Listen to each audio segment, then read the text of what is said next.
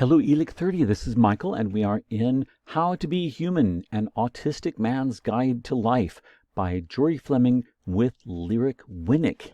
We are continuing in Chapter 6, Language Disconnect, and we are at the top of page 129, where Lyric poses her next question, or rather announces the next topic. Along with his different reading style, Jory has a different style of learning. Here he talks about why he doesn't reread and why he doesn't take notes during lectures. Jory: one thing I hardly ever do is reread something I've read.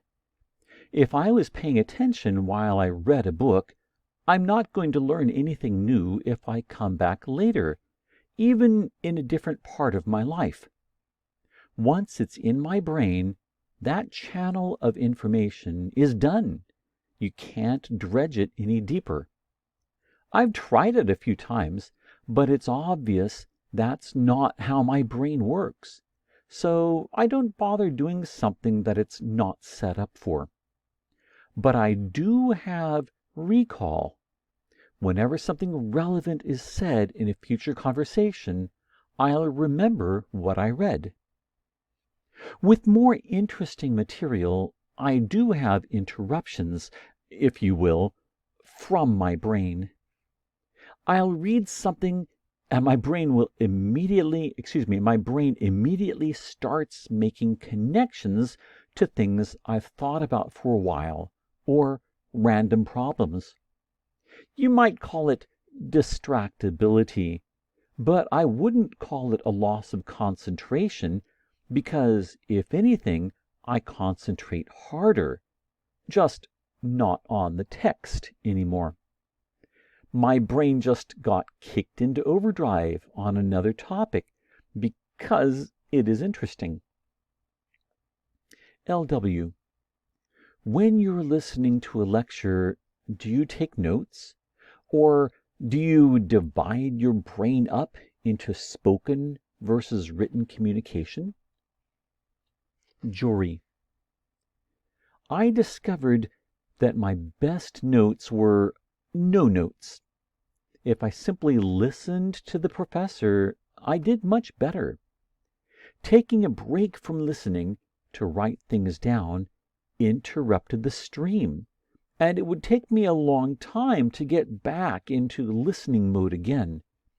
The translation for the listening was different from the translation for writing down.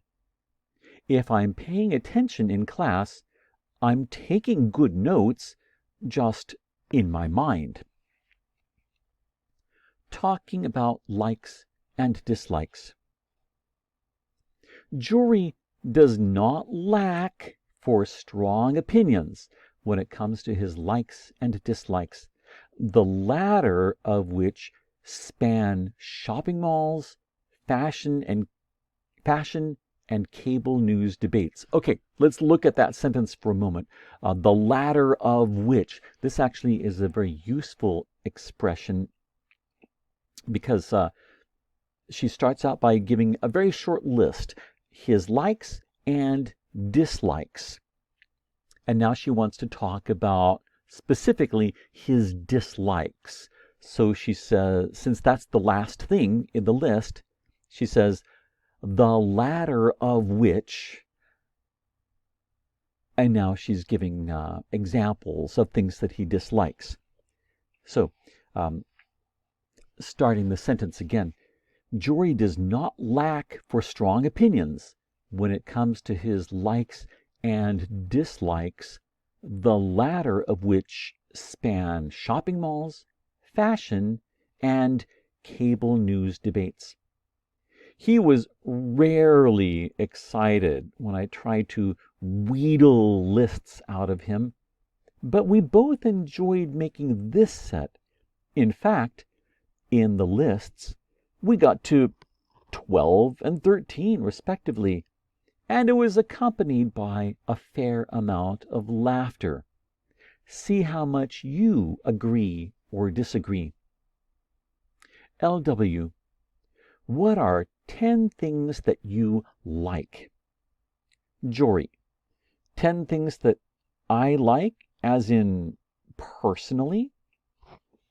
1. News media, specifically newspapers. 2. Podcasts. 3. Coca-Cola. 4. Birds. 5. Nature generally. How many do I have? LW. We are up to 5. 5 more to go. Jory. All right. Shoot. Mentioned nature. 6. Coffee. Okay, pause for a moment. This expression, shoot, that actually, it's a very mild expression of displeasure. It's like, oh, I wish I didn't have to continue on. He's saying, oh, I have 5, I'm not done. So he says, shoot. Okay, all right, shoot. Mentioned nature. 6. Coffee. 7. Chatting with people over coffee, if I know them.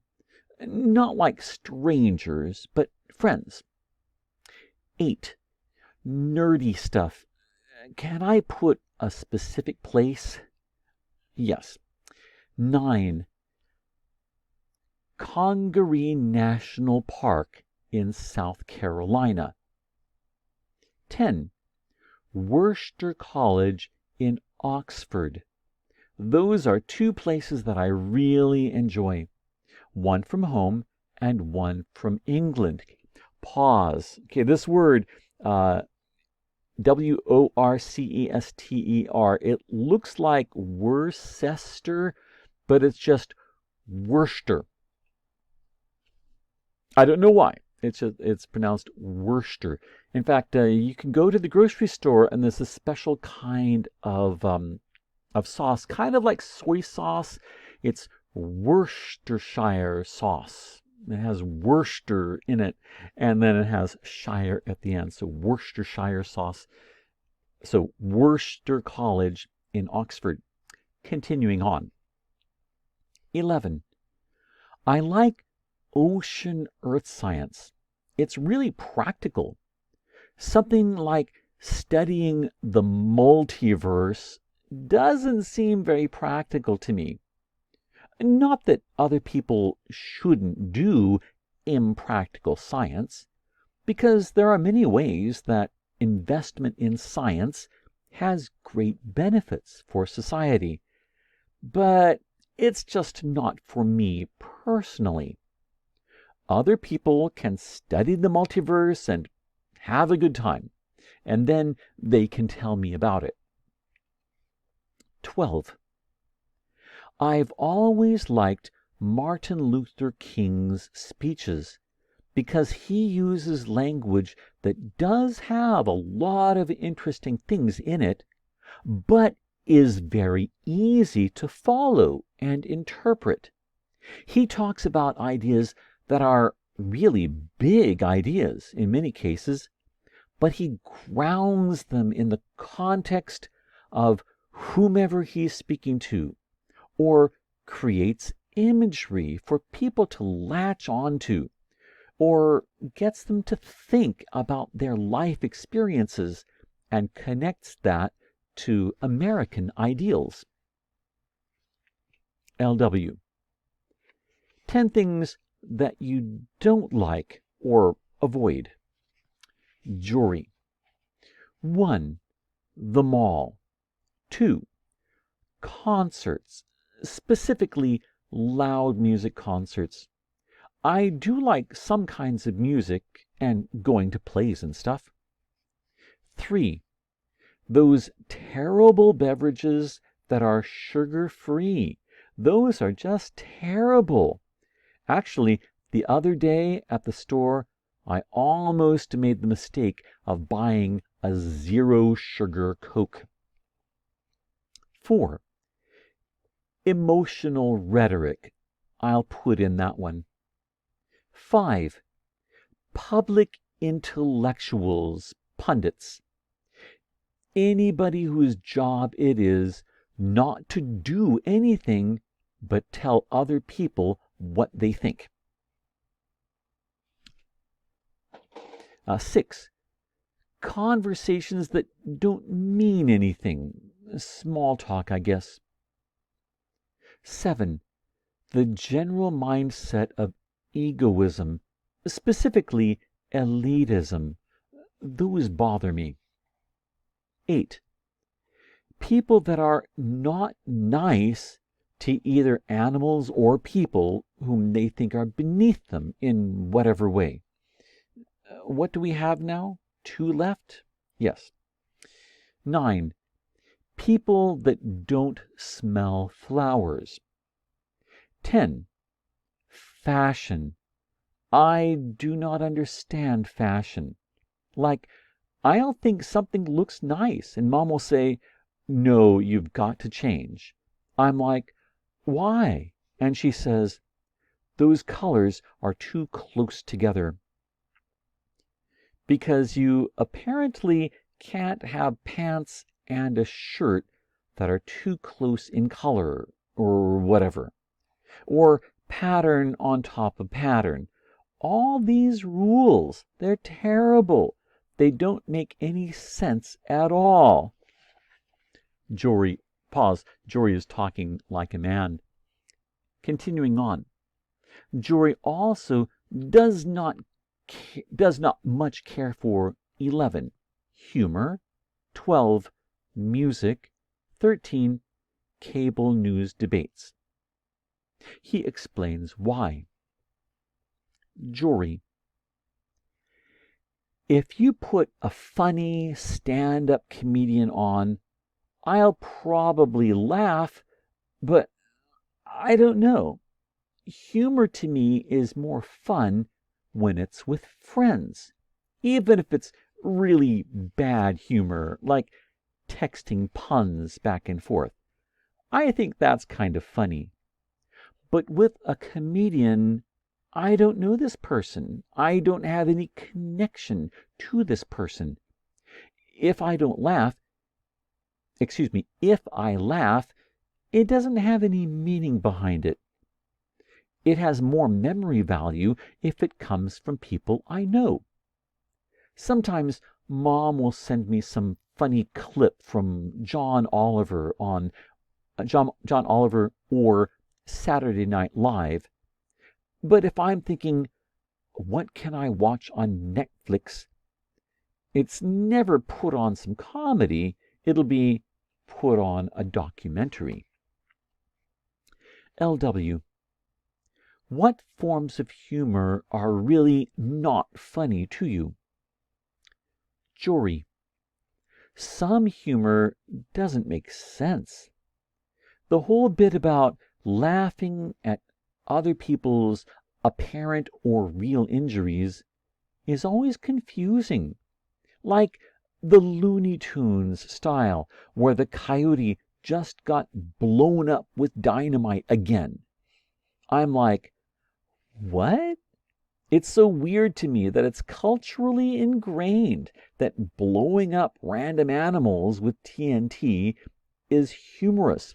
Let's pause there. Okay, so there's a very famous popular television cartoon, a children's show called The Bugs Bunny Show. And so, excuse me, not Bugs Bunny, but The Roadrunner. There we go.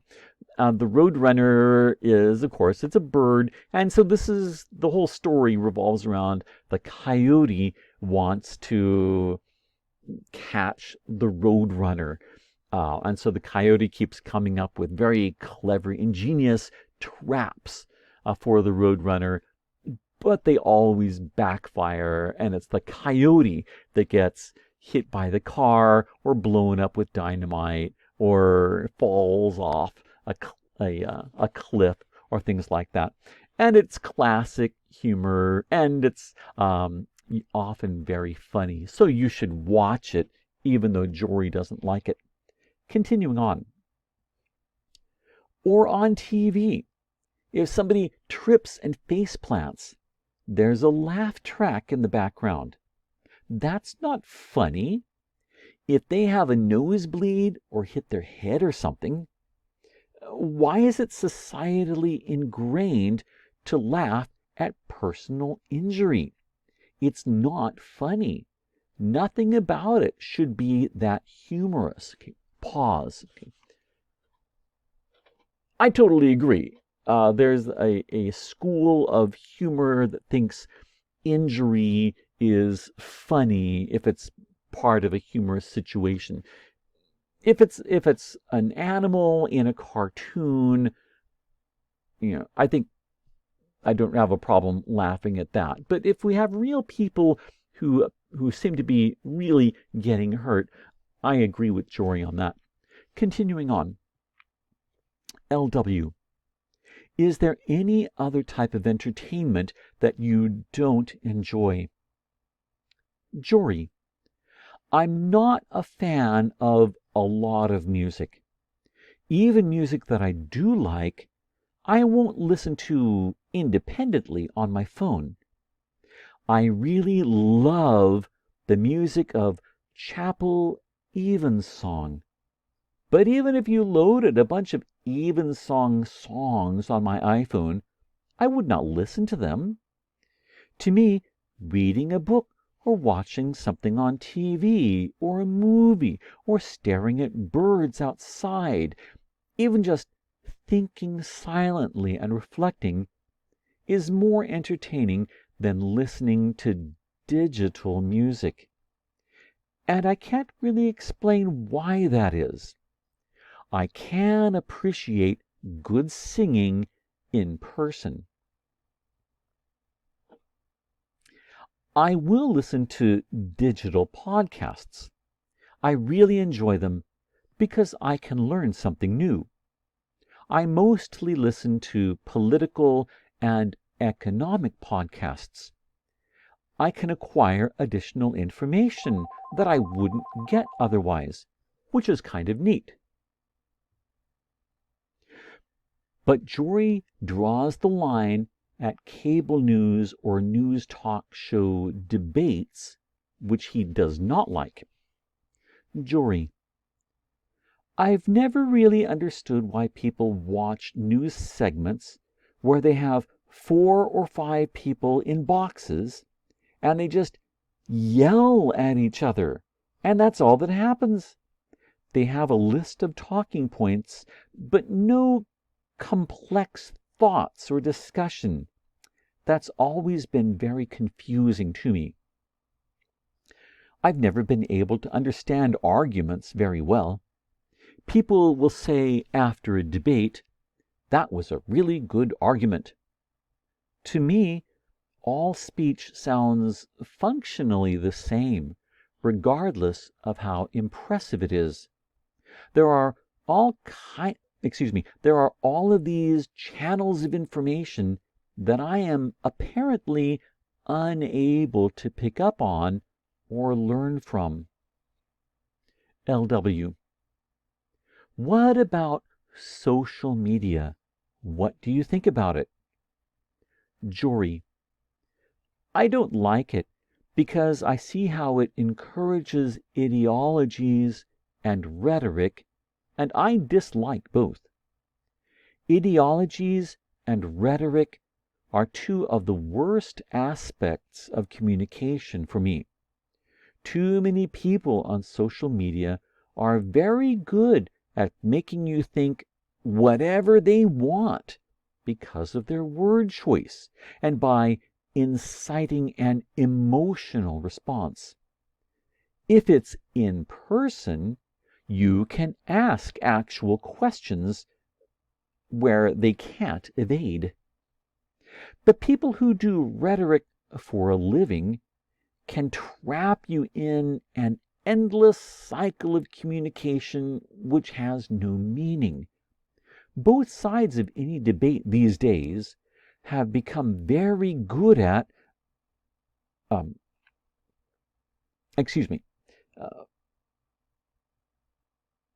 right. Let's start that paragraph again. Don't worry, we're almost to the end. But people who do rhetoric for a living can trap you in an endless cycle of communication which has no meaning. Both sides of any debate these days have become very good at it, seemingly, and they're employing it across social media on a mass scale. It's like you're seeing a painting that somebody specifically painted just for you, with varying nefarious intentions. Sometimes I think social media is really great. It opens a channel for many people to communicate. But sometimes it's really bad, and it's clear that people are also very bad at communicating with each other. Sometimes I read the online exchanges and I wonder who truly struggles with communication here. And that's the end of the chapter and the end of this video.